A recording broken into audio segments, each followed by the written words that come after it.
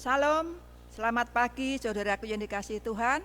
Selamat berjumpa kembali dalam renungan singkat Jemaat Yosodipuro. Sebelum kita mendengarkan firman Tuhan, marilah kita berdoa terlebih dulu. Bapa kami yang di surga, kami naikkan puji syukur dan terima kasih atas cinta kasih Tuhan dan kemurahan Tuhan yang senantiasa Tuhan limpahkan kepada kami, sehingga sampai pada pagi hari ini kami masih boleh datang kepadamu dengan selamat, tidak kurang suatu apapun. Berfirmanlah kepada kami ya Tuhan, agar kami boleh menjalankannya dalam kehidupan kami setiap hari dan iman kami akan semakin dikuatkan. Terima kasih Tuhan, ampuni dosa salah kami, di dalam nama Tuhan Yesus Kristus kami berdoa dan mengucap syukur. Amin. Judul renungan kita pada pagi ini ialah hidup adalah pilihan. Ayat intinya terdapat di dalam Kejadian 1 ayat 31. Maka Allah melihat segala yang dijadikannya sungguh amat baik. Jadilah petang dan jadilah pagi. Saudaraku yang dikasihi Tuhan, Tuhan menciptakan dunia seisinya ini sungguh amat baik dan sangat sempurna. Manusia dijadikan menurut gambar Allah, dan manusia diberikan kebebasan oleh Tuhan untuk memilih. Manusia diberi akal budi, kebijaksanaan dari surga. Nah, saudaraku yang dikasihi Tuhan, Tuhan melihat semua ciptaannya sungguh amat baik dan sempurna. Kita dapat pelajari nanti dalam kitab Kejadian 19. Tetapi Tuhan tidak pernah memaksa umat ciptaannya, termasuk kepada manusia. Tuhan tidak pernah memaksa. Manusia diberi kebebasan untuk memilih. Dan karena diberi kebebasan ini,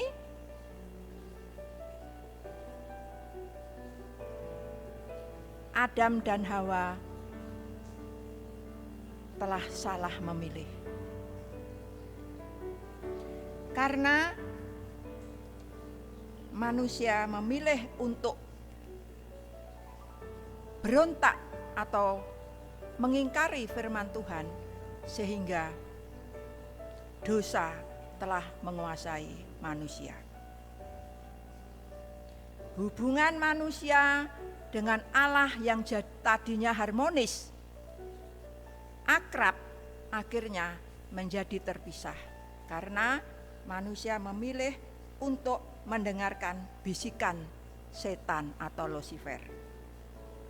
Tetapi saudaraku yang dikasihi Tuhan, walaupun manusia telah membangkang, Tuhan tetap mengasihi manusia, dan Tuhan selalu mencarinya. Dalam kitab Kejadian 3 ayat 9 sampai 10 di sana dikatakan, tetapi Tuhan Allah memanggil manusia itu dan berfirman kepadanya, "Di manakah engkau?" Ayat 10, ia menjawab, "Ketika aku mendengar bahwa engkau ada di dalam taman ini, aku menjadi takut karena aku telanjang, sebab itu aku bersembunyi." Saudaraku yang dikasihi Tuhan, karena dosa, akhirnya timbullah ketakutan. Hubungan antara Allah dan manusia yang tadinya harmonis menjadi terputus. Tetapi Allah tetap mengasihi manusia, sehingga manusia yang seharusnya mendapatkan hukuman maut bisa dibebaskan melalui kematian putranya yang tunggal, yaitu Yesus Kristus. Dalam Yohanes 3 ayat 16 dikatakan, karena begitu besar kasih Allah akan dunia ini, sehingga ia telah mengaruniakan anaknya yang tunggal, supaya setiap orang yang percaya kepadanya tidak binasa, melainkan beroleh hidup yang kekal. Nah, saudaraku yang dikasihi Tuhan, Melalui firman-Nya, Tuhan selalu memberikan amaran atau nasihat kepada kita, umat manusia. Tuhan tidak pernah memaksa. Terserah kita mau menerima atau menolaknya. Tuhan tidak mau memaksa kita semua. Tetapi Tuhan tetap mengasihi manusia dan mendengarkan permintaannya. Contohnya dalam kisah Lot. Pada waktu Sodom dan Gomora akan dilenyapkan, Lot minta lari ke kota Zoar. Dan malaikat yang diutus Tuhan pun memenuhi permintaannya.